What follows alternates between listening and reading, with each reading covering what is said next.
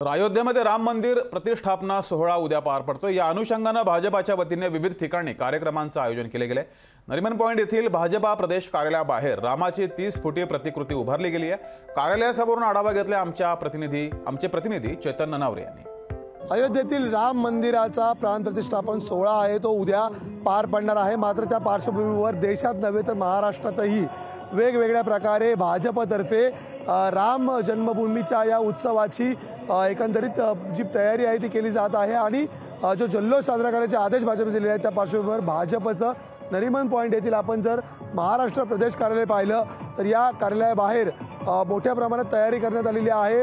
एक दोन मोठे बॅनर लावण्यात आलेले आहे ज्या ठिकाणी फिर से दिवाळी मनाए अशा शब्दात राम मंदिराचं जे नवनिर्माण करण्यात आलेलं आहे त्या संदर्भात घरोघरी दिवे लावण्याचंही आवाहन करण्यात आलं आहे।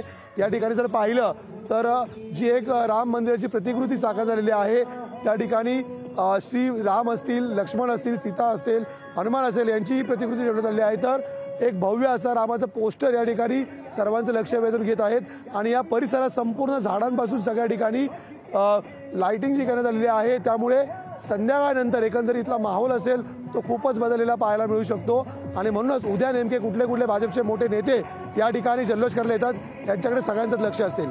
कॅमेरामन हमीद मस्तानसह मी चेतन ननावरे, मुंबई।